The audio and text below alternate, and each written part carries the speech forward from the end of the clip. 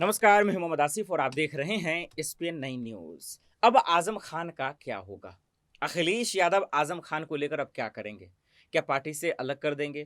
क्या पार्टी में ही रहेंगे? क्योंकि आज़म खान ने जितने ड्रामे किए, जितने शिकवे, गिले तमाम चीज़ बता दी हैं। अखिलेश यादव ने सब कुछ सह लिया। लेकिन अब जब चुनाव हार गए हैं, आज़म खान किस-किस सवाल का जवाब देंगे? मेरे पास सवालों के लिस्ट हैं। और उस सवालों का जवाब आज़म खान दें या ना दें, लेकिन इस प्रोग्राम में हम यही बातचीत करने की कोशिश करेंगे। कहाँ चूक हो गई? कैसे हार गए अखिलेश यादव? आज़म खान जेल में रहकर लंबी-लंबी फेंक रहे थे, लंबे-लंबे बातें कर रहे थे। आज क्या हो गया? कैसे हार गए? ये तमाम सवाल है जिसका जवाब उन्हें देना पड़ेगा। चलिए आज शुरू करते हैं, मामले को समझते हैं कि आज़म खान, अखिलेश यादव के बीच में अब रिलेशन संबंध कैसा रहेगा? दूसरा संबंध पर मत जाइए, मैं बात कर रहा हूँ पार्टियों के संबंध के बारे में। वो इसलिए क्योंकि हमेशा से सवाल उठते रहा कि आज़म खान नाराज़ हैं, मनाने नहीं जा रहे हैं अखिलेश यादव, गढ़ है उनका रामपुर का, मुसलमानों के मसीहा कहे जाते हैं। बीजेपी ने आज उन्हीं के गढ़ में धूल चटा दी है, वहीं जाके उन्होंने ज़बरदस्त जीत दर्ज की है। चलिए आप दर्शकों को पहले से रुख करते हैं, पूरा खबर क्या, पहले खबर समझ लेते हैं। दरअसल आजमगढ़ और रामपुर में लोकसभा के उपचुनाव हुए थे। आज नतीजे आ गए। नतीजे आने में कांटे की टक्कर देखते मिले। कभी धर्मेंद्र यादव आगे चल रहे थे, तो कभी घनश्याम, कभी दिनेश लाल निरहुआ, तो कभी हम और आप देख रहे थे कि किस तरह से असीम राजा आगे चल रहे थे।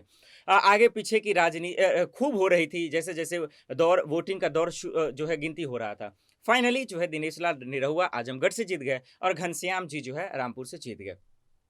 अब उसके बाद अब सवाल ये है कि आज़म खान से गलती कहाँ हो गई? चूक कहाँ हो गई? कैसे बीजेपी की जीत हुई? देखिए दरअसल बीजेपी कुछ भी नहीं कर रही थी, ना किसी इस माफ़ कीजिए, किसी स्टार प्रचारकों को ग्राउंड में उतार रही थी।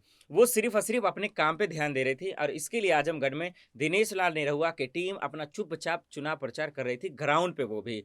और उसके बाद हमारा आपने देखा कि आज़म खान की तरफ से कोई था ही नहीं। आज़म खान सिर्फ़ और सिर्फ़ जेल से बाहर आए थे, उनकी तबीयत ख़राब चल रही थी और 1-2 संबोधित उन्होंने किया, कहानी ख़त्म। अखिलेश यादव माफ़ कीजिए, एक भी रैलियाँ नहीं की उन्होंने। यहाँ तक कि प्रचार करने के लिए नहीं गए, जिसका खामियाज़ा उन्हें भुगतना पड़ा। अपने आप को ओवर कॉन्फिडेंस समझ रहे थे कि ये तो मेरा गढ़ है, कोई मुझे हरा नहीं सकता और देखिए किस तरीके से उन्हें जो है हार का सामना करना पड़ा। अब सवाल ये है आज़म खान से चूक कहाँ हुई? सबसे पहले चूक हुई उनसे ओवर कॉन्फिडेंस। दूसरा चूक उनसे ये हुई कि जेल में थे, तो बाहर की चीज़ों को परख नहीं पा रहे थे क्योंकि 27 महीने से जेल में रहना बहुत बड़ी बात होती है। लेकिन सवाल ये भी है कि जेल में रहकर जीत जाते हैं अपने सीट को और अपने प्रत्याशियों की सीट को नहीं बचा पाए, हार गए। तो ये एक बड़ा सवाल है। आज भले ही असीम रज़ा हार गए, उस पे कोई सवाल नहीं है। आज़म खान पे सवाल है। क्यों? क्योंकि उनके ही जो है कहीं न कहीं अंडर में वो काम कर रहे थे, इसलिए सवाल उठ रहे हैं। और अब आज़म खान का क्या होगा? अब अखिलेश यादव की तरफ रुख करते हैं। दूसरी जो सबसे बड़ी चूक और गलती है वो है आज़म खान की। आज़म खान ने माफ़ कीजिए अखिलेश यादव की।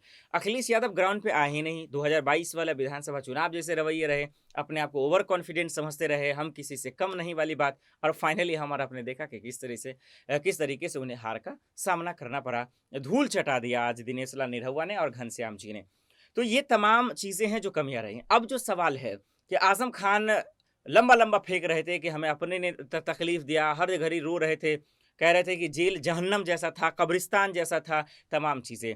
ये तमाम चीज़ें तो ठीक थी, लेकिन आज़म साहब आपकी इतनी पकड़ है, छवि है और वो कह रहे थे बीजेपी प्रत्याशियों के बारे में, इनके बारे में क्या बात करना है, ये लोगों के बारे में बात मत कीजिए।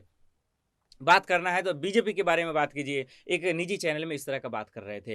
हो गया, आज तो बात कर दिया, उन्होंने जीत कर दिखा दिया। लंबा-लंबा फेंकते रह गए। तो आज़म खान जैसे लोग, अखिलेश यादव जैसे लोग, एक चीज़ तो समझ में आ गया कि सिर्फ़ फेंकना जानते हैं, ग्राउंड पे काम करना नहीं जानते हैं। और बीजेपी ने देखिए ग्राउंड पे काम करती है और इसीलिए उनके खेमे में नतीजे भी आती है। तो ये एक बड़ी गलती रही। अखिलेश यादव की ब गलती रही कि उन्होंने भी चुनाव प्रचार नहीं किया और ये दोनों की या समाजवादी पार्टी की सबसे बड़ी गलती रही कि सीरियस ही नहीं लिया उन्होंने। आँख बंद कर सोचा कि मेरा गढ़ है, आराम से हम जीत जाएँगे और उसी का खामियाज़ा उन्हें भुगतना पड़ा। दूसरी गलती, अगर आप बात करें तो देखिए अखिलेश यादव ने अपनी पत्नी यानी डिंपल यादव को हटा दिया। पहले उनका चर्चा हुई और जब मालूम चला कि दिनेश लाल निरहुआ चुनाव लड़ रहे हैं बीजेपी की तरफ से, तुरंत उन्होंने जो है पलड़ा पलट दिया और धर्मेंद्र यादव को बना दिया। तो ये एक चीज़ हो सकता है और अब क्या चीज़ गुण गा रहे हैं? अब बीजेपी की जब जीत हो गई है, बीजेपी खुशियाँ मना रही है, जश्न मना रही है, तो अब ये भाई साहब क्या कह रहे हैं? कह रहे हैं दरअसल ईवीएम जो हमेशा से एक मुद्दा रहता है, जब कुछ भी हो जाता है, ईवीएम। जब वो 10,000 वोट से आगे चल रहे थे धर्मेंद्र यादव, तो कह रहे थे, खुशियाँ मनाने लगे वो, पहले ही बयान दे दिए कि अखिलेश भैया का कृपा है, समाजवादी पार्टी की जीत है, जो है आजमगढ़ की जनता का जीत है, ये तमाम तरीके के बयान कह रहे थे। और उसके बाद हमारा आपने देखा कि जब आगे निकल गए घनश्याम जी, तो फिर जो है ईवीएम को लेकर ढंढोरा पीटने लगे, गाली देने लगे और कहने लगे कि दरअसल ईवीएम के ही खेल है। आजम खान ने कहा कि इसको लेकर सुप्रीम कोर्ट भी हम जाएंगे। नतीजे आने से पहले ही कहा था, हमने एक स्टोरी कर दिखाई थी एसपी न्यूज़ के माध्यम से दर्शकों को। कह रहे हैं कि ईवीएम को लेकर शक है मुझे, मुझे जो है कहीं न कहीं शक है, गड़बड़ियाँ दिख रही हैं और उसको लेकर जाएँगे। कब तक करते रहेंगे? आप जब मेहनत ही नहीं करेंगे, लाज़मी है नतीजे कैसे आएँगे? भले ही देर से सही लेकिन आते तो।